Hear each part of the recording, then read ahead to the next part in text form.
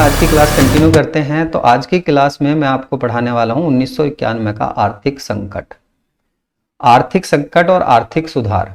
अब देखिए, भारत के आर्थिक संकट जानने से पहले इससे जुड़ा हुआ एक आर्थिक संकट जिसको विश्व का सबसे बड़ा आर्थिक संकट माना जाता है, ये था यूएसए में टीसा की आर्थिक मंदी। टीसा की आर्थिक मंदी को विश्व की सबसे बड़ी आर्थिक मंदी कहा जाता है। टीसा के नाम से ही फेमस है, आपने इस चीज को फोकस करके चलना है, याद करके चलना है। ये कब से कब तक आई थी? तो 1929 से स्टार्ट होती है और 1933 तक जाती है, यानी 4 साल तक ये बंदी चली थी। और इसमें काफ़ी यूएसए की जो स्थिति थी वो काफ़ी ज़्यादा प्रभावित हुई थी, अर्थव्यवस्था, और उसके साथ साथ विश्व की अर्थव्यवस्था को भी इसने काफ़ी प्रभावित किया था। ये जो अर्थव्यवस्था थी ये निर्भर थी, देखिए, एडम स्मिथ की अर्थव्यवस्था पर। और एडम स्मिथ की जो अर्थव्यवस्था है वो पूंजीवादी अर्थव्यवस्था, जो मैंने पिछली वीडियो में पढ़ाई थी आपको, या उदारवादी अर्थव्यवस्था पर निर्भर है। तो ये उन्हीं की अर्थव्यवस्था थी जिसमें काफ़ी ज़्यादा ट्रोल भी किया गया था एडम स्मिथ को। और इसकी आर्थिक मंदी से उभरने के लिए जो सुझाव दिए गए थे, ये दिए गए थे प्रोफेसर जॉन मेनार्ड किन्स के द्वारा। और प्रोफेसर जॉन मेनार्ड किन्स के बारे में भी मैंने आपको पहले बताया है। ये हैं वर्ल्ड बैंक के संस्थापक, जिन्होंने वर्ल्ड बैंक को बनाया है, उनके संस्थापक माने जाते हैं। और उसके साथ साथ डेक्स्टर वाइट जो हैं वो इनके साथ थे, जिन्होंने वर्ल्ड बैंक को बनाया था। उसके साथ साथ ये मैक्रो इकोनॉमी जो है उसके भी जनक माने जाते हैं। और एडम स्मिथ जो माने जाते हैं ये अर्थशास्त्र के जनक माने जाते हैं। और इनकी पुस्तक का नाम है वेल्थ ऑफ नेशन। यहाँ पर इस पुस्तक में इन्होंने काफ़ी सारे सुझाव दिए थे। जो ये पुस्तक है journal theory of employment, interest and money, इस पुस्तक में इन्होंने काफ़ी सारे सुझाव दिए थे कि ये जो यूएसए मंदी से गुजर रहा है, इस मंदी से कैसे बाहर निकला जा सकता है। हम पढ़ने वाले हैं इस वीडियो में आर्थिक संकट। तो 1991 के आर्थिक संकटों के क्या क्या कारण बने, किस वजह से भारत के अंदर वे आर्थिक संकट आए थे, तो इन सभी कारणों को हम देखेंगे। उससे उभरने के लिए भारत ने क्या क्या किया, ये सब हम इस वीडियो में जानेंगे। आप बिल्कुल पैसेंस रख के वीडियो को देखिए, क्योंकि काफ़ी सारी चीज़ें आपको एक्स्ट्रा पता लगने वाली हैं। और पेपर में यहाँ से अलग कुछ भी नहीं बनेगा, बस इतना ही बनेगा, इससे ज़्यादा कुछ नहीं बनने वाला। देखिए, इसके क्या कारण थे? तो इसके कारण थे गंभीर भुगतान संतुलन, जिसको आप कहा जाता है balance of payment. Balance of payment यानी कि भारत के पास विदेशी मुद्रा भंडारण केवल 15 दिनों का बचा था। ये विदेशी मुद्रा भंडारण क्या होता है, मैंने पिछली वीडियो में आपको एसडीआर पढ़ाया था, जिसमें मैंने 5 मुद्राएं पढ़ाई थी, जिसमें इंटरनेशनल लेवल पर व्यापार होता है। भारत के अंदर जितना भी आयात होता था, उस आयात के देने के लिए केवल पैसे 15 दिन के बचे थे। कारण क्या था कि इतना आयात भारत के अंदर बढ़ रहा था। भारत को आयात कराने की चीज़ों की इतनी आवश्यकता क्यों थी? क्योंकि देखिए, कारण बना था 1947, जब से भारत आज़ाद हुआ था, और 90 के दशक तक भारत के अंदर जनसंख्या काफ़ी ज़्यादा बढ़ी थी। जनसंख्या ज़्यादा बढ़ने की वजह से भारत के पास संसाधन इतने नहीं थे कि उस जनसंख्या की जो मांग है उसकी पूर्ति की जा सके। उस डिमांड की जो सप्लाई होती है, डिमांड और सप्लाई जो मैंने पिछली उसमें वीडियो में पढ़ाया था, इतनी सप्लाई नहीं हो पा रही थी, जिसकी वजह से भारत को दूसरे देशों पर निर्भर होना पड़ रहा था। भारत के अंदर एक आधुनिकीकरण की होड़ लगी हुई थी, औद्योगिक क्षेत्रों में बढ़ावा दिया जा रहा था, भारत बहुत सारी योजनाएं चला रहा था, जिसकी वजह से भारत को मतलब इनकम इतनी नहीं थी, और खर्च ज़्यादा होने की वजह से भारत के पास इतना घाटा था, इतने पैसे नहीं थे कि वो जो आयात सामान किया जाता है उस सामान का भुगतान किया जा सके। तो इसी को कहा जाता है विदेशी मुद्रा भंडारण केवल 15 दिनों का बचा था। जैसे हम तेल वगैरह खरीदते हैं, बहुत सारे सामान विदेशों से खरीदे जाते थे। उस समय तो हम ये कहें कि गेहूं, अनाज वगैरह भी हमारे पास इतना नहीं होता था। अब तो खेती में आधुनिकीकरण हो चुका है, पहले इतना आधुनिकीकरण नहीं था, तो उसकी वजह से काफ़ी ज़्यादा खाद्य पदार्थ भी हम एक्सपोर्ट करते थे, इंपोर्ट करते थे। तो देखिए, यहाँ पर जो है बीओपी, जिसको बैलेंस ऑफ पेमेंट कहा जाता है, इस संकट के कारण क्या बने थे? विदेशी मुद्रा भंडारण के जो कारण बने थे, मतलब कम था हमारे पास, वो क्या कारण बने थे? घरेलू मांग के कारण बने थे। घरेलू मांग ऑब्वियसली आप समझ ही गए होंगे कि देखिए, घरेलू मांग क्यों बढ़ी थी। क्यों बढ़ी थी? क्योंकि जनसंख्या ज़्यादा बढ़ने की वजह से घरेलू मांगे भी, डिमांड भी जो थी वो ज़्यादा होने लगी थी और उसकी आपूर्ति भारत नहीं कर पा रहा। आयात में कमी आई, जब पैसा नहीं था तो आयात में कमी होनी ही होनी थी, जिसकी वजह से भारतीय अर्थव्यवस्था में महंगाई आ गई थी, मुद्रास्फीति की स्थिति आ गई थी। चीज़ें नहीं है मार्केट में, चीज़ें कम हैं और खरीदने वाले ज़्यादा हो जाएंगे तो महंगाई बढ़ ही जाएगी ऑटोमेटिकली। चालू खाता घाटा जो था वो बढ़ने लगा था। देखिए भारत के इतनी कमाई नहीं थी जितनी उसने योजनाएं वगैरह चला रखी थी। जो खाद्य पदार्थ हैं उनकी आपूर्ति करने के लिए काफ़ी सारी चीज़ों पर विदेशों पर डिपेंड होना पड़ रहा था। तो इसकी वजह से भी भारत के अंदर महंगाई और आर्थिक संकट आया था। विदेशी मुद्रा भंडारण में तेजी से गिरावट आई थी। भंडारण इतना नहीं था भारत के पास, यानी कि विदेशी कंपनियां भारत के अंदर नहीं आ रही थी, व्यापार करने नहीं आ रही थी और भारत का व्यापार भी विदेशों से नहीं हो रहा था, जिससे उसका विदेशी मुद्रा का जो भंडारण था वो कम था। वो क्या कारण बने हैं, किस वजह से नहीं कंपनियां भारत के अंदर व्यापार करने आ रही थी, तो उसको भी हम जानेंगे। आर्थिक सुधार को आप और अच्छे तरीके से जान सकते हो। देखिए कारक कहिए या कारण कहिए, कारण। भंडारण की गिरावट 2 सप्ताह का बचा था, ये मैंने आपको बता ही दिया। इतना आयात जो बिल था, जितना हम आयात करते थे उसके लिए पर्याप्त पैसा नहीं था हमारे पास। उसके साथ साथ देखिए मूल्य वृद्धि, मूल्य जो वृद्धि थी, मुद्रास्फीति, क्योंकि चीजें कम हैं, खरीदने वाले ज्यादा हैं तो ऑटोमेटिकली मूल्य वृद्धि हो ही जाएगी। तो हमारे पास संसाधन कम थे और खरीदने वाले ज्यादा थे, तो इस वजह से मुद्रास्फीति जो थी वो 6.7% से बढ़कर 16.7 तक पहुंच गई थी, काफी ज्यादा बढ़ गई थी। अभी वर्तमान में इससे ज्यादा नहीं जाती, 7 तक ज्यादा होती है मुद्रास्फीति, इससे ऊपर नहीं जाती। राजकोषीय जो घाटा था देखिए वो बढ़कर इतना पहुंच गया था 36.4, 36.5 राजकोषीय घाटा। कमाई कम है, खर्च ज्यादा है और खर्च इतने ज्यादा थे कि कमाई के तकरीबन 36.5% ज्यादा खर्च हो रहे थे, तो इतना पहुंच गया था। अभी देखिए वर्तमान की बात करूं तो 5 से लेकर 7 तक ही रहता है राजकोषीय घाटा, इससे ज्यादा नहीं। पिछली बार तो 4 पॉइंट कुछ ही था। इराक संघर्ष रहा था। देखिए 1990 से 91 के बीच इराक युद्ध छिड़ा था, जिससे खाड़ी देशों में जो तेल का व्यापार होता था वो कहीं ना कहीं अवरुद्ध हुआ था और उसकी वजह से ही तेल की कीमतें बढ़ने लगी थी। एक देश तेल नहीं दे रहा और दूसरे देशों के पास तेल है, तो मार्केट में कहीं ना कहीं प्रोडक्ट की कमी आई है और जिस कमी की वजह से खरीदने वाले ज़्यादा हो गए, वो फिर वही बात आ जाती है, तो जिसकी वजह से कीमतें बढ़ गई थी। आगे बात करते हैं आर्थिक मंदी के लिए सुधार क्या किए गए थे, इन सुधारों को भारत ने कैसे किया और क्या क्या इसके लिए भारत ने नए नए नियम और कानून बनाए, तो इन सब चीजों को पढ़ लेते हैं। आर्थिक सुधार के लिए सबसे पहले आर्थिक नीति लाई गई, जिसको नई आर्थिक नीति कहा जाता है 1991। और क्वेश्चन आपका मेन इंपॉर्टेंट यही है यहाँ पर कि न्यू इकोनॉमिक पॉलिसी कब लाई गई, 1991 को लाई गई नई आर्थिक नीति। किसके द्वारा लाई गई, तो प्रधानमंत्री पीवी नरसिम्हा राव जी के द्वारा लाई गई। दूसरे इनके साथ थे वित्त मंत्री मनमोहन सिंह जी।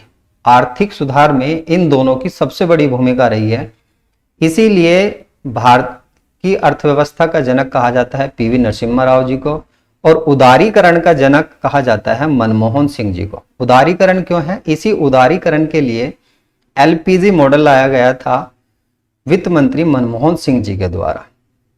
एलपीजी मॉडल क्या है, तो ये नई आर्थिक नीति की शाखाओं के रूप में जान सकते हो आप इनको।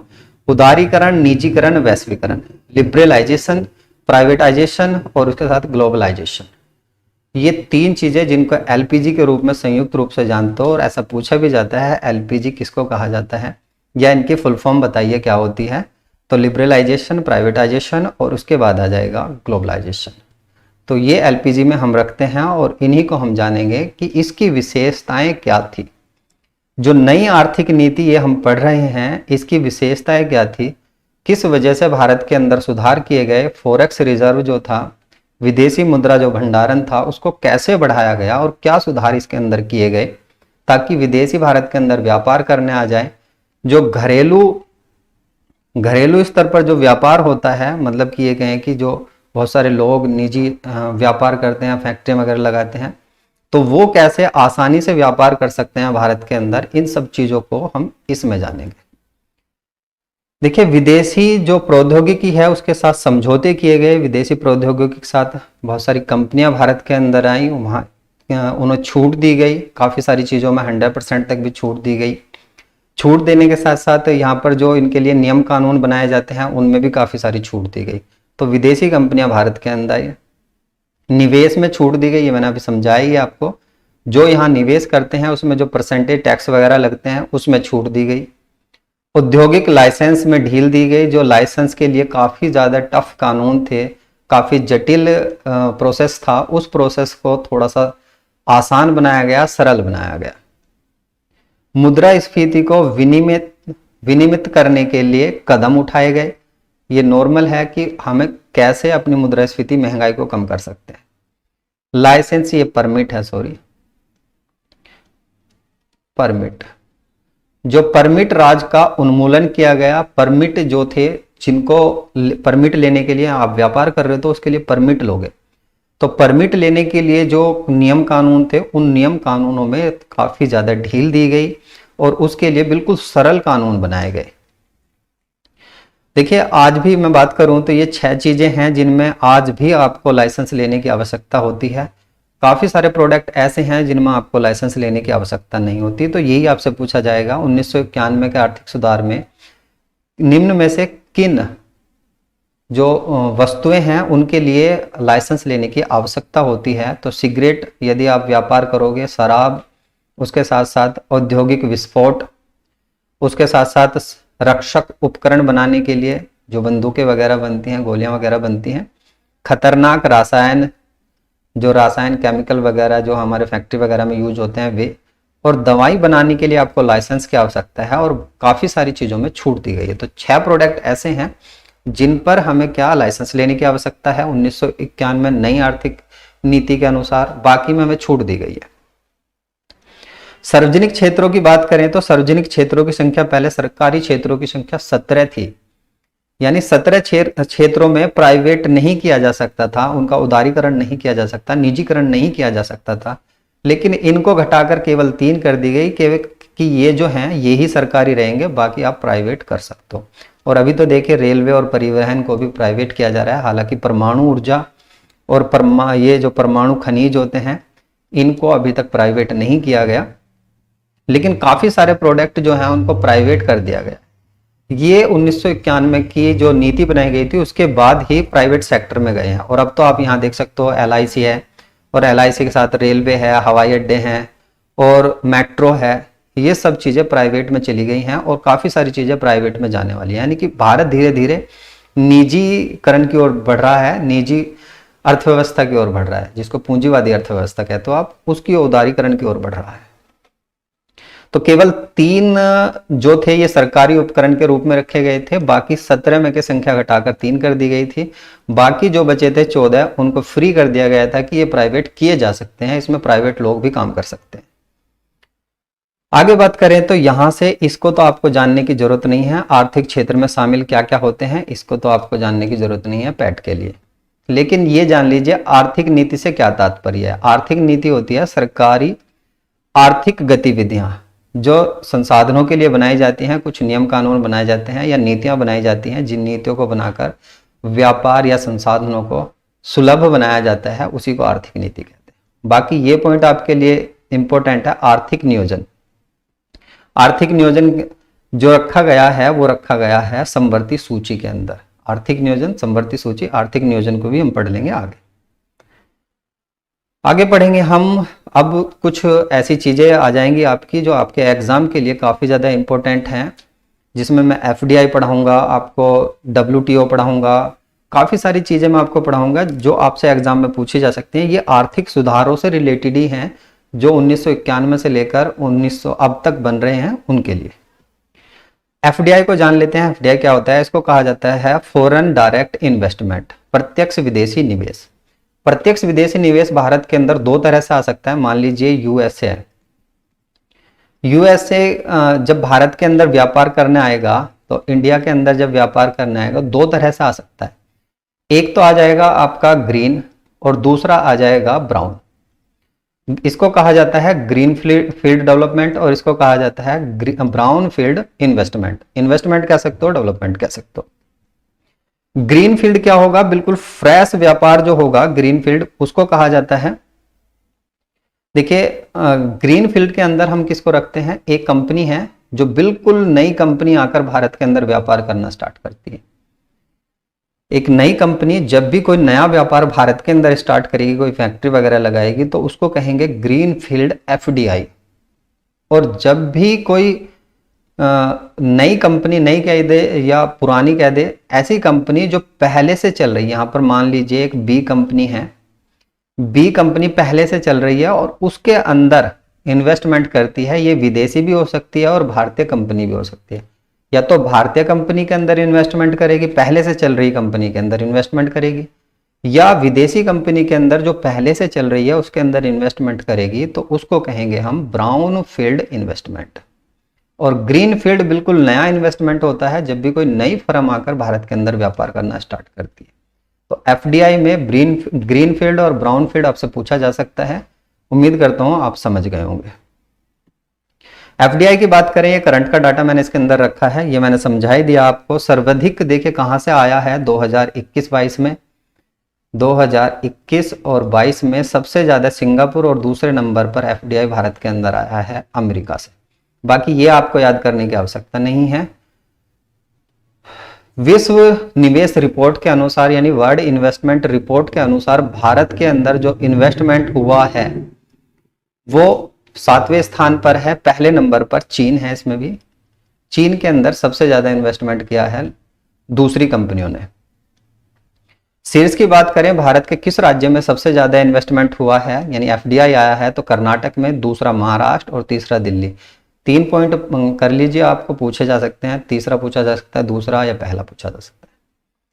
क्षेत्र की बात करें तो कौन से क्षेत्र में सबसे ज्यादा एफडीआई आया, तो टेक्नोलॉजी में सबसे ज्यादा आया है, कंप्यूटर सॉफ्टवेयर और हार्डवेयर में 60%, यानी 100 रुपए आए हैं विदेशी, तो उसमें के 60 रुपए केवल इन चीजों में इन्वेस्टमेंट की गई है।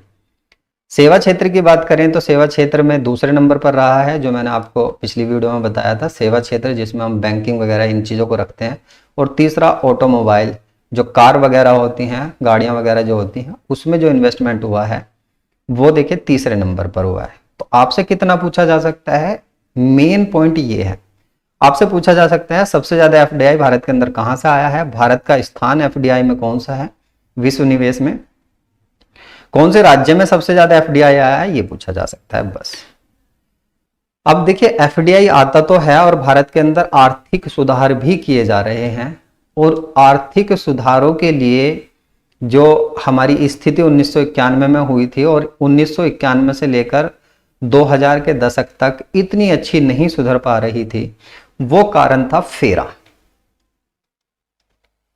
1991 में भारत के अंदर जो इन्वेस्टमेंट नहीं हो रही थी उसका कारण बना था फेरा। ये क्या है, विदेशी मुद्रा विनिमय अधिनियम, फॉरेन एक्सचेंज रेगुलेशन एक्ट 1973। अब ये फेरा क्या है, दरअसल फेरा एक ऐसा कानून था, जब भी कोई कंपनी भारत के अंदर व्यापार करने आती थी तो इसमें बहुत ज्यादा नियम कानून बनाए गए थे, बहुत जटिल थे। यदि कोई इसका उल्लंघन करता था तो उसे सीधे जेल हो जाती थी। तो ऐसे कानून थे, काफी टफ कानून थे, सख्त कानून थे, जिसकी वजह से विदेशी कंपनियां भारत में व्यापार करने से डरती थी, क्योंकि कानून सख्त हैं तो व्यापार करने से भी डरती थी। इसके स्थान पर 1990 में आर्थिक सुधार तो देखिए 1991 में किए गए थे। 1991 से बढ़ते बढ़ते जब हम 1999 तक पहुंच जाते हैं, लेकिन इसमें भी हमें इतनी ग्रोथ रेट देखने के लिए नहीं मिलती, तो सीधा सीधा जो अर्थशास्त्री हैं कारण बताते हैं फेरा को। फेरा के स्थान पर आता है फेमा, और ये पिछली बार पैट के एग्जाम में पूछा गया था, इसकी फुल फॉर्म पूछी गई थी फेमा। फेमा जो है फॉरेन एक्सचेंज मैनेजमेंट एक्ट। अब देखिए रेगुलेटर की जगह कर दिया गया है इसको मैनेजमेंट। नियम कानून तो होंगे लेकिन इतने सख्त नहीं होंगे कि आपको सीधे जेल कर दिया जाएगा। हाँ, जुर्माना वगैरह हल्का फुल्का लगाया जा सकता है, उसमें भी सोच समझा जाएगा कि लगाना चाहिए या नहीं लगाना चाहिए, कितना बड़ा इसने गुनाह किया है, उस बेस पर फेमा को लाया गया था। तो इसमें सख्त कानून थे, इसमें ढील दी गई थी, इसलिए फेमा को लाया गया। और फेमा के बाद भारत के अंदर काफी ज्यादा इन्वेस्टमेंट भी हुई है। और इसकी फुल फॉर्म आपने याद रखनी है, हो सकता है दोबारा आपसे पूछ ले, नहीं पूछेगा तो ये एक्ट पूछ सकता है अब कब आया था ये। तो विदेशी मुद्रा प्रबंधन अधिनियम, क्योंकि यदि आप हिंदी से सिलेक्ट कर रहे हो तो ऐसे पूछेगा, इंग्लिश में ऐसे पूछेगा। और फेरा जो आया था 1973 में आया था, फेमा 1999, इसी को रिप्लेस किया गया था, बस इतना देख लेना। फेमा देखिए, फेमा 20 किसको कहा जाता है? फेमा 20 कहा जाता है विदेशी निवेश अथवा पार्टनरशिप जब भारतीय कंपनी में की जाती है तो उसको फेमा कहा जाता है। फेमा 24 कहा जाता है किसी पार्टनरशिप में हुए निवेश को फेमा कहा जाता है। जब भी भारतीय कंपनी में कोई विदेशी निवेश या पार्टनरशिप होगा उसको फेमा 20 और फेमा 24 कहा जाएगा किसी पार्टनरशिप फर्म के अंदर निवेश में, जो मैंने पहले पढ़ाया जो उसमें उसी तरह से है, बस इतना ही है कि कोई पार्टनरशिप के अंदर कोई निवेश होगा उसको कहा जाएगा फेमा, विदेशी कंपनी के लिए। ये भारतीय कंपनी के लिए है, विदेशी कंपनी के लिए। फेमा के उद्देश्य क्या है? तो उद्देश्य वैसा आप समझ ही गए होंगे, कुछ नहीं है, विदेशी व्यापार और भुगतानों को आसान बनाना है। इस वाले फेमा की बात करें, फेरा की नहीं। विदेशी मुद्रा बाजार का अनुसरण और संवर्धन करना, यानी सिंपल कानून बनाने, नियम बनाने, बस इतना ही है इसका। और कानून बनाकर रेगुलेट करना बाजार को कि कोई कंपनी कैसे आकर व्यापार कर रही है और किस हद तक व्यापार कर रही है, इसको इसमें रखा गया फेमा के अंदर। आगे बात करते हैं सेबी। देखिए 1991 का आर्थिक सुधार पढ़ रहे हैं तो आर्थिक सुधारों से जुड़ी हुई चीजें हमें पढ़नी पड़ेगी। यहाँ पर सेबी है जिसको बोला जाता है security exchange board of India, भारतीय प्रतिभूति विनिमय बोर्ड। कब आया इसके लिए एक्ट? तो 1992 में इसके लिए एक्ट आया था। हालांकि इसके लिए जो प्रथम प्रयास किया गया था 88 में किया गया था। गठन किया गया था इसका 12 अप्रैल 1992 में, एक वैधानिक निकाय के रूप में आया था, यानी कि संसद के द्वारा बनाया गया था, विधान द्वारा बनाया गया था। हेडक्वार्टर मुंबई के अंदर मिलेगा और इसकी वर्तमान में अध्यक्ष, पहली महिला अध्यक्ष बनी है माधवीपुरी बूच। तो माधवीपुरी बूच इसकी पहली महिला अध्यक्ष बनी है। वेरी वेरी इंपॉर्टेंट क्वेश्चन है, तो ये आपने याद करके चलना है। जनवरी 2022 में देखिए साथी नामक एक मोबाइल ऐप लॉन्च की है, पोर्टल लॉन्च किया है जो सेबी को बढ़ावा देने के लिए किया है, मतलब इसके लिए शिक्षा निर्देश जारी करने के लिए ये साथी नामक एक ऐप लॉन्च की गई है। कार्य क्या है सेबी का? कार्य आप देख लीजिए, सेबी एक एक्ट है, एक रेगुलेटरी सिस्टम है जिसके द्वारा रेगुलेट किया जाता है प्रतिभूति बाजार को, सिक्योरिटी बाजार को। जो आप स्टॉक मार्केट देखते हो, स्टॉक मार्केट के अंदर जितना भी इन्वेस्टमेंट होता है उसको संरक्षित किया जाता है, लोगों के हितों की संरक्षण किया जाता है। जैसे मतलब मान लीजिए आप किसी इसमें म्यूचुअल फंड वगैरह जो होता है, एक्सचेंज वगैरह जो होते हैं, इसके अंदर यदि इन्वेस्टमेंट करते हो और आपके साथ धोखाधड़ी ना हो जाए, उसको रेगुलेट करता है सेबी। स्टॉक एक्सचेंज तथा किसी अन्य प्रतिभूति बाजार और व्यवसाय को नियमित का मतलब होता है नियम बनाता है, उसके लिए क्या क्या नियम बनाए जाएंगे ये भी सेबी के द्वारा बनाए जाते हैं। म्यूचुअल फंड और उसके साथ साथ आ जाएगा जो बीमे वगैरह जो होते हैं उनमें जो निवेश किया जाता है उसके लिए जो नियम कानून होते हैं उनको रेगुलेट करने का भी काम यही करता है। तो प्रतिभूति स्टॉक एक्सचेंज हो गया, म्यूचुअल फंड हो गया और उसके साथ प्रतिभूति बाजारों से संबंधित नियम कानून, ये सेम ही है। प्रतिभूति क्या होती हैं इसको भी हम समझ लेते हैं। देखिए national stock exchange, Bombay stock exchange, जो शेयर मार्केट होती है ना, उसके अंदर जितने भी शेयर खरीदे जाते हैं उसी को प्रतिभूति कहा जाता है। बस इतना समझ लीजिए और इससे ज्यादा समझने की आवश्यकता नहीं आपको। नेशनल स्टॉक एक्सचेंज NSE, ये सिंपल ऐसे ही पूछा जाता है। इसकी स्थापना 1992 में ही होती है, मुंबई में हेडक्वार्टर है। 1994 में पहली बार भारत के अंदर इलेक्ट्रॉनिक ट्रेडिंग आप कहेंगे ई ट्रेडिंग की शुरुआत होती है। इससे पहले ऑफलाइन होता था, अब देखिए ऑनलाइन और ई ट्रेडिंग की ट्रेडिंग माने व्यापार की शुरुआत होती है। तो ये आपने याद रखना है, NSE के द्वारा होती है। मुंबई एक्सचेंज की बात करें, मुंबई स्टॉक एक्सचेंज जो शेयर बाजार है उसकी बात करें तो ये 1875 ईस्वी में, और ये एशिया का सबसे पुराना शेयर बाजार है। आपने ये चीज याद रखनी है, एशिया का सबसे पुराना शेयर बाजार 1875 में मुंबई स्टॉक एक्सचेंज। और विश्व का पहला है 1611 में एम्स्टर्डम, जो है जो विदेशी कंपनी थी, आप ईस्ट इंडिया कंपनी कह सकते हो, विदेशी जो कंपनियां थी ईस्ट इंडिया कंपनी थी, उन्होंने ही ये जो स्टॉक एक्सचेंज है इसका गठन किया था 1611 से। ट्राई की बात करें तो ट्राई जो है ये सब आर्थिक सुधारों के लिए की गई है कि आप स्टॉक एक्सचेंज के अंदर कैसे पैसा लगा सकते हो, कैसे व्यापार कर सकते हो, इसके लिए सारी इन चीज़ों की स्थापना की गई थी। इसमें देखिए विदेशियों से भी शेयर खरीद सकते हैं और विदेश के शेयर खरीदेंगे तो उन पर टैक्स वगैरह लगेगा, भारत की इकोनॉमी अपने आप ही ग्रोथ करेगी।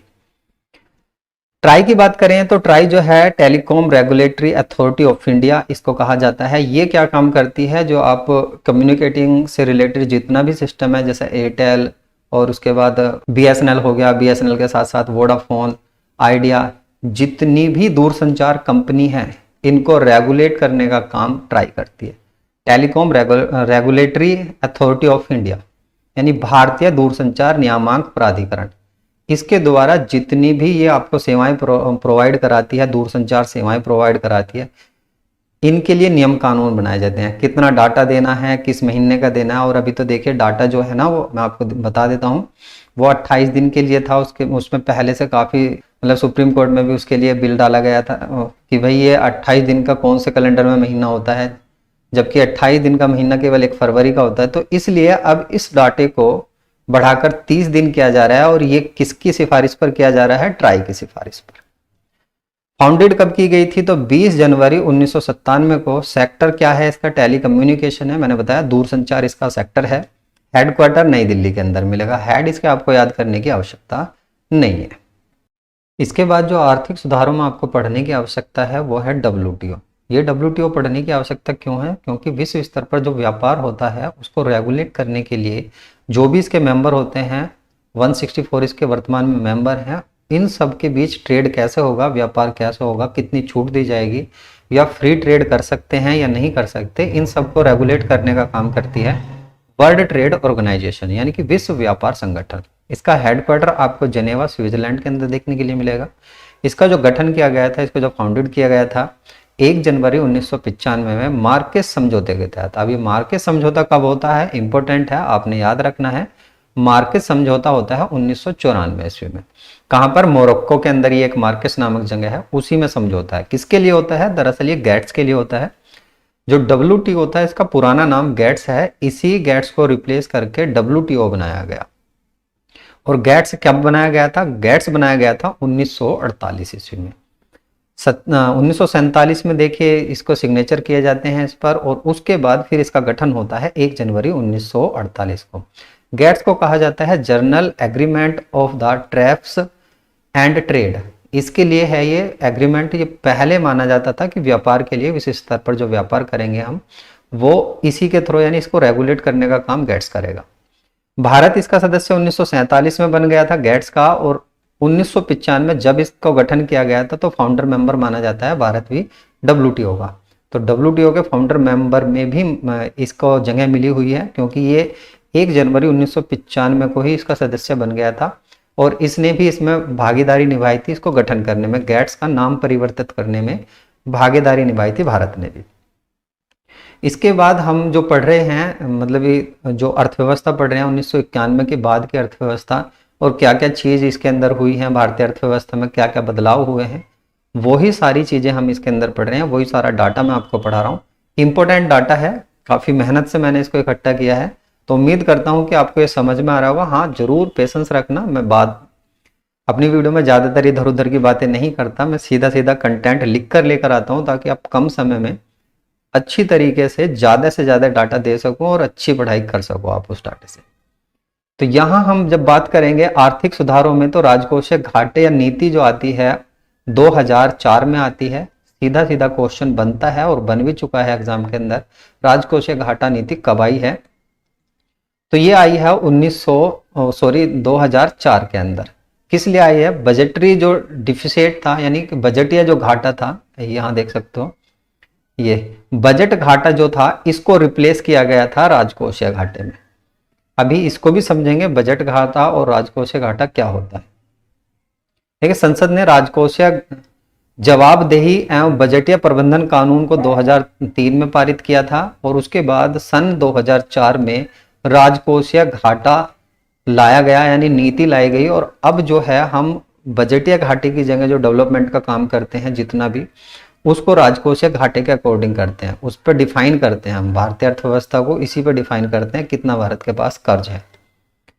तो देखिए राजकोषीय घाटा होता क्या है, सरकार की कुल आय और व्यय में अंतर राजकोषीय घाटा कहलाया जाता है। मान लीजिए भारत ने 100 रुपए कमाए हैं, 100 करोड़ रुपए उसकी इनकम हुई है सालाना, और उसके साथ साथ उसने 150 रुपए खर्च कर दिए, तो अभी इन दोनों का जो अंतर है वो कहलाएगा 50 रुपए का। जो 50 रुपए जो खर्च हुए हैं एक्स्ट्रा, ये कहलाया जाएगा राजकोषीय घाटा। और ये कितना है, तो ये इनकम का 50% है तकरीबन, यानी कि आधा है इनकम का, आधा 50% है ये।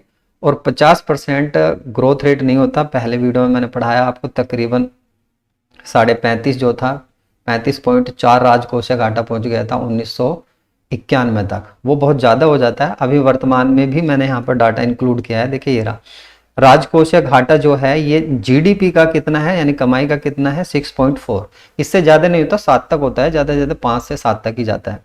ज़्यादा हो जाएगा तो भारत की स्थिति काफ़ी नाजुक है, ये चीज़ें समझनी है आपने। तो राजकोषीय घाटा आप समझ गए होंगे क्या है। बजटीय घाटे की बात करें तो बजटरी डिफिसिट जो होता है ये क्या होता है, ये तब होता है जब व्यय राजस्व से अधिक हो। जो व्यय, ये भी सिंपल ऐसे ही है, व्यय राजस्व होता है कुल कमाई, भारत की जितनी भी कुल कमाई है, जितनी भी भारत ने कमाई करी, चाहे विदेशों से चाहे अपने यहाँ से, उस कुल कमाई से ज्यादा व्यय होगा उसको ही बजटीय घाटा कहा जाता है। प्रावधान क्या किए गए, देखिए इस नीति में, ये जो मैं आपको पढ़ा रहा हूँ राजकोषीय नीति, जो मैं आपको ये पढ़ा रहा हूँ, इस नीति में क्या क्या प्रावधान किए गए कि हम जो हैं बजटीय घाटे को नहीं लाएंगे, हम राजकोषीय घाटों को लाएंगे। और राजकोषीय घाटे के तहत जो प्रावधान किए गए, जो नीतियां बनाई गई, वे क्या थी, इंपॉर्टेंट है आपके लिए, समझना जरूरी है। समझोगे तभी आप चीजों को आगे पढ़ पाओगे, समझ पाओगे, याद रख पाओगे।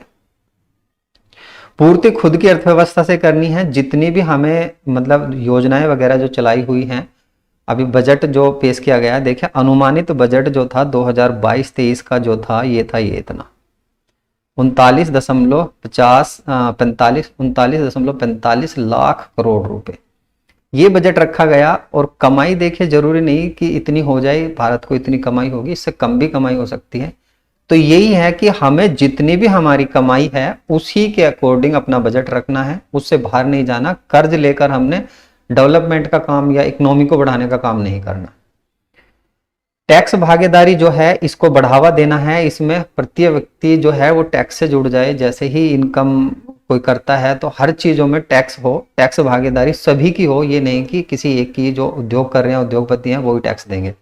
तो टैक्स भागीदारी को बढ़ावा दिया गया, हर व्यक्ति टैक्स से जुड़ जाए, ये किया गया। सब्सिडी को कम किया गया, जितनी सब्सिडी, अब तो देखिए गैस पे जो सब्सिडी थी बहुत नाम मात्र की कर दी गई, और पिछली बार तो कुछ कम भी कर दी गई थी, खत्म सी ही कर दी गई थी। सब्सिडियों को खत्म किया गया, योजनाओं को कम किया गया। जो जरूरी योजनाएं नहीं थी 2004 के बाद उन योजनाओं को बंद कर दिया गया, क्योंकि उनमें पैसे की इन्वेस्टमेंट थी और बिना वजह ही उनकी जिन योजनाओं की आवश्यकता नहीं थी उन योजनाओं को नहीं चलाया गया, उनको बंद कर दिया गया था। राजकोषीय घाटा नीति 2004 के तहत, ये मैं पढ़ा रहा हूं आपको, रोजगार को प्रोत्साहन दिया गया, यानी भारत के अंदर जो भी रोजगार हैं उनको प्रोत्साहन देने के लिए कार्य किए गए। यही थी राजकोषीय नीति 2004। तो राजकोषीय प्रबंधन की बात करें तो पिछले साल का जो बजट रहा था वो रहा था 34.83 लाख करोड़ अनुमानित बजट था, और संशोधित बजट जो था ये था इतना। तो इसको आप पढ़ने की जरूरत नहीं है, इस बार का बजट बस ये डिजिट याद रखना, ये है 39.45 लाख करोड़ रुपए 2022 और 23 का। इतना बजट रखा है, ये विभिन्न चीजों में खर्च किया जाएगा। राजकोषीय घाटे की बात करें तो 6.4% है, और पिछले साल का आपसे नहीं पूछा जाएगा। राजस्व घाटा जो 2022-23 का रखा गया है, राजस्व और राजकोषीय दोनों अलग अलग है, ये रखा गया है 3.8%। तो इंपॉर्टेंट है, इसको आप याद करके चलेंगे और इसको याद करेंगे। इसको देख लीजिए आप, हो सकता है पूछ लिया जाए, नहीं तो नहीं। 4 पॉइंट आपने याद करने हैं बस इसमें। तो इन 4 पॉइंट से अलावा आपको कुछ भी याद नहीं करना बजट से। बजट में राजकोषीय घाटा, राजस्व घाटा पिछले साल का और इस साल का, और उसके साथ बजट कितना दिया गया है ये। बाकी और काफी सारी चीजें हैं, अनुमानित बजट, जैसे कृषि पर कितना बजट आया, स्वास्थ्य पर कितना आया, वो भी डिजिट रूप में ही पूछा जाएगा, इससे ज्यादा आपसे नहीं पूछा जा सकता। आगे बात करते हैं तो एनपीसीआई की शुरुआत होती है, यानी national payment corporation of India की शुरुआत होती है 2007 में। इसको बनाया जाता है और किसके द्वारा इसको रेगुलेट किया जाता है, तो भारतीय रिजर्व बैंक और उसके साथ साथ भारतीय बैंक संघ के द्वारा, IBA के द्वारा इसको रेगुलेट किया जाता है। तो एनपीसीआई क्या है? एनपीसीआई जो है, जो इलेक्ट्रॉनिक भुगतान होता है, जैसा आप ऐप वगैरह से करते हो, फोन पे, गूगल पे, पेटीएम, इनसे जो भुगतान करते हो, इन सबको रेगुलेट करने का जो काम करती है वो एनपीसीआई करती है। इसी की अथॉरिटी पर, इसी के अंडर में सारी ऐप काम करती है। तो ये देखिए, कंपनी अधिनियम आपसे पूछा जा सकता है। कंपनी अधिनियम 1956 ईस्वी का, इसकी धारा 25 में रखा गया है। और अब जो है, जो कंपनी अधिनियम अब फेमस हो रहा है, तो ये एग्जाम में पूछा जा रहा है, कंपनी अधिनियम 2013।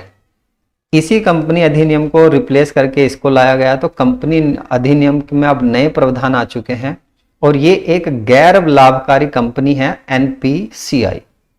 लाभ नहीं कमाती, बस इतना समझ लेना, और कुछ नहीं है, बस इतना जानने की जरूरत भी नहीं है इसकी। जिसका उद्देश्य भारत में संपूर्ण बैंकिंग प्रणाली, जितनी भी बैंकिंग प्रणाली है, जो डिजिटल लेन देन के लिए भौतिक और इलेक्ट्रॉनिक भुगतान हेतु बुनियादी ढांचा, इलेक्ट्रॉनिक भुगतान वही आप जो गूगल पे, फोन पे वगैरह इनसे करते हो या पेटीएम वगैरह से करते हो, बैंकिंग प्रणाली जो नेट बैंकिंग वगैरह करते हो, उसको एनपीसीआई रेगुलेट करती है। इंपॉर्टेंट है, आपसे पूछा जा सकता है, फोन पे, ये जो डिजिटल ऐप होती हैं जिनसे डिजिटल पेमेंट करते हो, उसको रेगुलेट कौन करता है? तो एनपीसीआई। इसको बनाया कब गया था? तो 2007 में इसको बनाया गया था। एनपीसीआई को रेगुलेट कौन करता है? आरबीआई। और जो डिजिटल ऐप हैं जो भुगतान पेमेंट करती हैं, उनको रेगुलेट कौन करता है? तो एनपीसीआई। यूपीआई, देखिए यूपीआई क्या है, इसी के साथ पढ़ लीजिए, क्योंकि यूपीआई के द्वारा क्या है? यूनिफाइड पेमेंट इंटरफेस, इसकी फुल फॉर्म हो जाएगी एकीकरण भुगतान इंटरफेस। 2016 में इसकी स्थापना की गई थी। भारतीय राष्ट्रीय भुगतान निगम एनपीसीआई, तो यूपीआई को रेगुलेट करता है एनपीसीआई, जो मैं अभी आपको बता रहा था, जितनी भी ये डिजिटल पेमेंट ऐप हैं, इन सबको रेगुलेट करने का काम करती है राष्ट्रीय भुगतान निगम के द्वारा। वे कौन कौन सी ऐप हैं? फोन पे, पेटीएम, गूगल पे और भीम ऐप, इन सबको रेगुलेट करती है। और ये सब किसके अंडर आती हैं? यूपीआई के अंडर आती हैं, यानी कि यूनिफाइड पेमेंट इंटरफेस के अंदर आ जाती है। आगे बात करें तो UIDAI, ये पढ़ने की जरूरत है। क्यों पढ़ने की जरूरत है?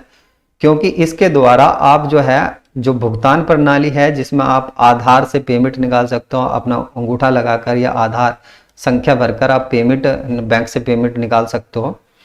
तो ये इसके लिए इंपॉर्टेंट है, अर्थव्यवस्था में इसने भी काफी बड़ी भूमिका निभाई है।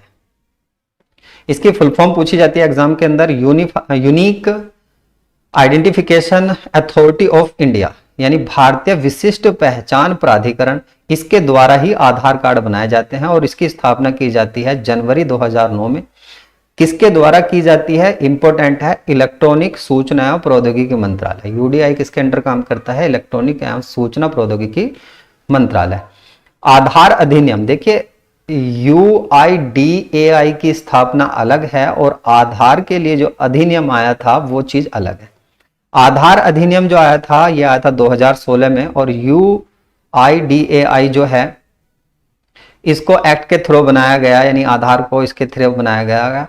ये बनाया गया था 12 जुलाई 2016 को।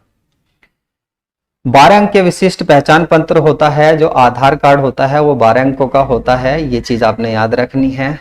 भुगतान प्रणाली, जिसको AEPS बोलते हो, आधार अनेबल पेमेंट सिस्टम को लागू किया गया था इसके द्वारा, आधार अधिनियम के द्वारा।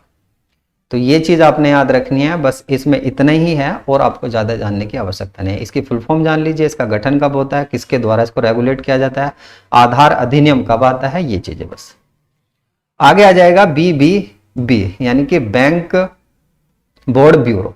ये क्यों जानने की जरूरत है? क्योंकि इसको जानने बगैर आप ये नहीं समझ पाओगे कि चेयरमैन और MD, पहले केवल चेयरमैन होता था, जो बैंक होते थे उसके अंदर केवल चेयरमैन होता था, लेकिन अभी जो है, अभी आपको देखने के लिए मिल सकते हैं MD भी इसके अंदर। इसका गठन किया गया था 28 फरवरी 2016 को PK नायक समिति की सिफारिश पर किया गया था। कार्य करना इसने 2016 से ही स्टार्ट किया, अप्रैल महीने से। 1 अप्रैल से जैसे ही बैंक का वित्तीय वर्ष स्टार्ट होता है, तो इसने काम करना स्टार्ट कर दिया बैंक बोर्ड ब्यूरो ने। बैंक बोर्ड ब्यूरो का मुख्यालय मुंबई के अंदर देखने के लिए मिलेगा। अब यहां पर क्या होता है, देखिए पहले जो था केवल अध्यक्ष का पद होता था, यानी चेयरमैन का पद होता था। अब इसमें इस नए पद को जोड़ दिया गया है, डायरेक्टर, मैनेजिंग डायरेक्टर को जोड़ दिया गया। अब इसमें एमडी का पद भी आपको देखने के लिए मिलेगा। और ये कब से स्टार्ट हुआ है, तो ये स्टार्ट हुआ है 2016 से। उसके बाद पीपीपी मॉडल, ये क्या है पीपीपी मॉडल, ये दरअसल पब्लिक प्राइवेट पार्टनरशिप है। ये दरअसल आपको 1991 के बाद से ही देखने के लिए मिला है। सार्वजनिक निजी भागीदारी, सार्वजनिक निजी भागीदारी आपको कहां कहां देखने के लिए मिल रही है, तो आपने इससे पहले देखिए ये देखा है, ये जो था आपका फोन पे, गूगल पे और ये आपका पेटीएम वगैरह जो है, इन पे को देखा। इन सब में भी प्राइवेट सेक्टर में बैंकिंग स्टार्ट की गई है। ये किस तर्ज पर की गई है, तो पीपी मॉडल पर स्टार्ट की गई है, सार्वजनिक निजी भुगतान, सार्वजनिक निजी भागीदारी के रूप में ही। और इसके लिए आप ये जान सकते हो, अब ये इस हद तक पहुंच चुकी है पीपी मॉडल कि ई कॉमर्स स्टार्ट हो चुका है। लोग प्राइवेट सेक्टर में काफी ज्यादा काम करते हैं। और देखिए ई कॉमर्स क्या है, क्वेश्चन सीधा सीधा पूछा जाता है।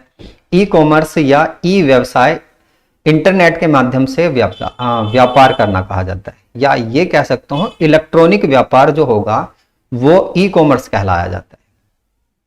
इसकी सबसे पहले जो शुरुआत की गई थी, इलेक्ट्रॉनिक शॉपिंग की जो शुरुआत की गई थी, ये की गई थी 1979 को माइकल एल्ड्रिच के द्वारा। माइकल एल्ड्रिच ने स्टार्ट किया था इसको। और मैं आपको ये पीपीपी मॉडल क्यों पढ़ा रहा हूँ, पीपीपी ये मॉडल क्यों पढ़ा रहा हूँ, क्योंकि आप देखते हो ये जो ई कॉमर्स कंपनी है, अमेजोन, फ्लिपकार्ट, मंत्रा, स्नैपडील और मीशो, ये बहुत सारी कंपनियां हैं जिसमें क्या होता है कि एक कंपनी ने एक प्लेटफॉर्म तैयार किया है और उसके साथ साथ यहाँ पर बेचने वाले और खरीदने वाले बहुत सारे लोग हैं। अमेजोन पर यदि आपके पास कोई प्रोडक्ट है तो आप खुद भी बेच सकते हो, यानी कि ये क्या हो जाएगा, पब्लिक प्राइवेट पार्टनरशिप हो जाएगी। खुद भी बेच सकते हो और आपने कोई सामान खरीदना है तो खरीदने के लिए तो ये प्लेटफॉर्म है ही है, लेकिन बेच भी कोई भी व्यक्ति अपना प्रोडक्ट इस पर बेच सकता है। बस कमीशन बेस होता है और कुछ भी नहीं होता है।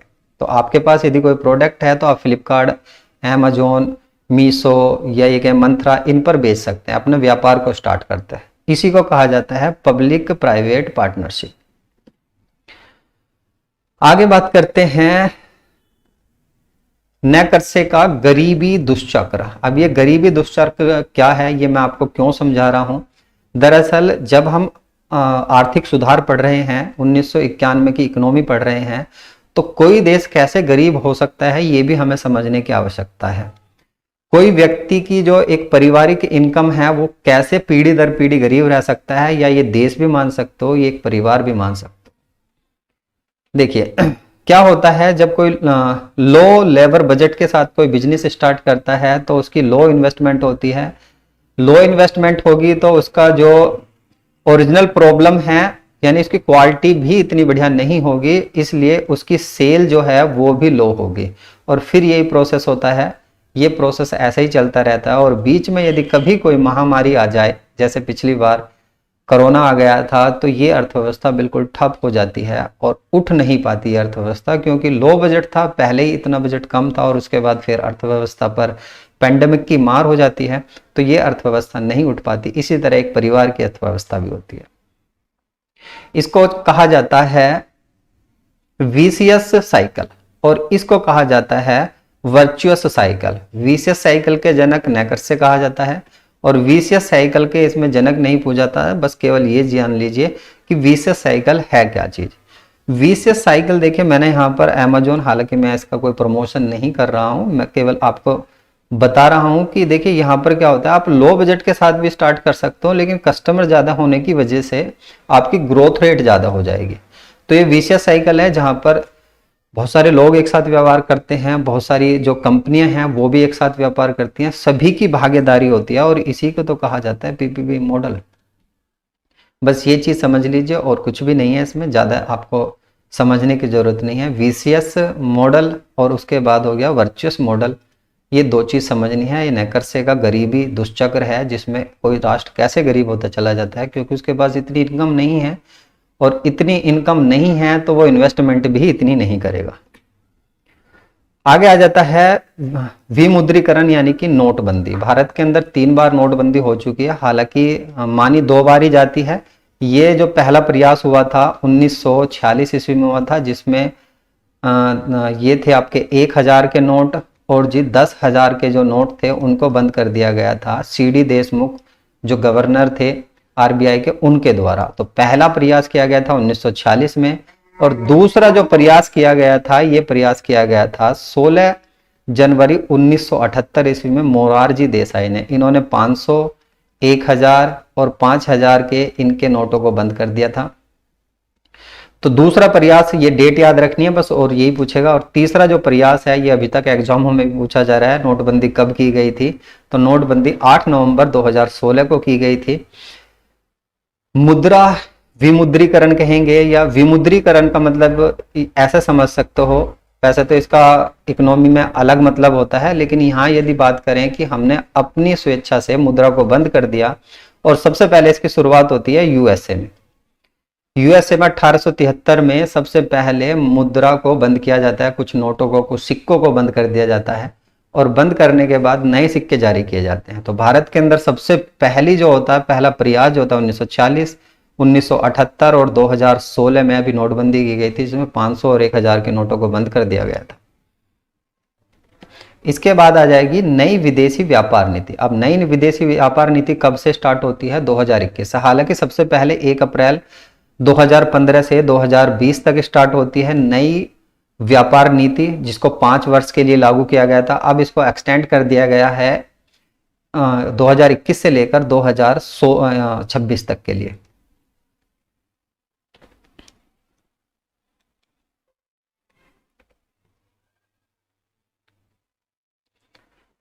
आगे आ जाती है नई विदेशी व्यापार नीति। अब ये कब तक के लिए लागू की गई है? तो 2021 से लेकर 2026 तक के लिए विदेशी व्यापार नीति। हालांकि पहले 1 अप्रैल 2015 से 2020 तक के लिए लागू की गई थी, 5 सालों के लिए, लेकिन अब इसको एक्सटेंड कर दिया गया है 2021 से 2026 तक के लिए।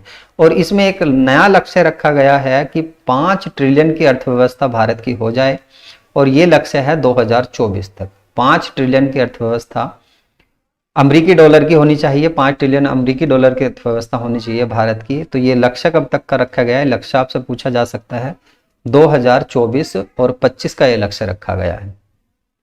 आर्थिक नीति कुछ नहीं है, इसमें केवल यही चीज है कि हम अपनी अर्थव्यवस्था को 5 ट्रिलियन कैसे कर सकते हो, कैसे व्यापार को बढ़ावा दे सकते हैं, यही नई विदेशी व्यापार नीति है, बाकी और कुछ भी नहीं है। उसके साथ साथ देखिए कर सुधार नीति आ जाएगी आपकी। कर सुधार नीति 2017 में स्टार्ट की गई थी, जिसको आप जीएसटी के रूप में जानते हो। नेक्स्ट क्लास में हम जीएसटी ही पढ़ेंगे।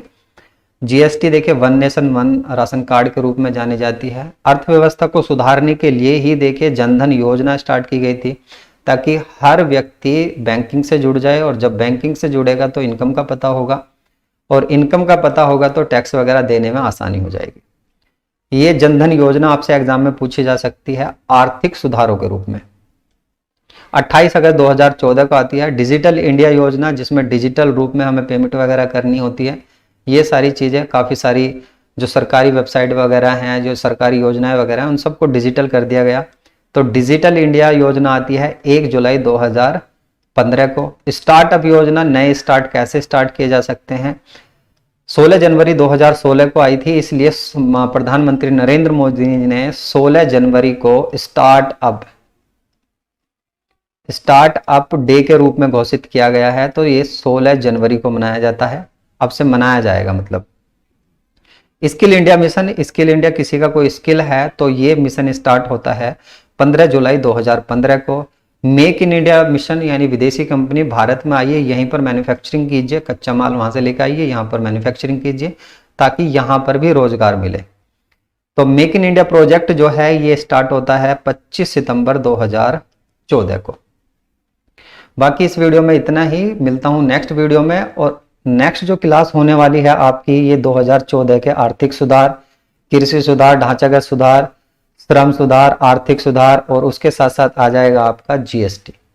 जीएसटी इंपॉर्टेंट है, कृषि सुधार और उसके साथ श्रम सुधार ये इंपॉर्टेंट है। 3 टॉपिक इसमें, बाकी ज्यादा आपको पढ़ने की आवश्यकता नहीं। 5 नंबर का पोर्शन है, मैंने पहले ही आपको बहुत सारा डाटा करा दिया है। तो पीडीएफ इस वीडियो का आपको मिलने वाला है टेलीग्राम ग्रुप पर। और यदि आप चैनल पर नए हैं और यूपीपीएससी या अन्य किसी एग्जाम की तैयारी कर रहे हैं तो चैनल को सब्सक्राइब करिए, लाइक शेयर और कमेंट करना। यदि आप वीडियो में यहाँ तक आए हैं तो जो करना ना भूले बिल्कुल भी, क्योंकि आपकी लाइक और शेयर और इन कमेंट से ही हमें मोटिवेशन मिलता है। कोशिश यही रहती है कि आपके लिए अच्छे से अच्छा डाटा निकाला जाए, अच्छे से अच्छा काम किया जाए आपके लिए। जितना एग्जाम में पूछा जा रहा है, किस टाइप से आजकल एग्जाम बन रहे हैं, उस पर फोकस करके आपके लिए अच्छा डाटा कैसे बनाया जा सकता है, यही हमारा निरंतर प्रयास रहता है। तो थैंक यू फॉर वॉचिंग, मिलता हूँ नेक्स्ट वीडियो में। धन्यवाद।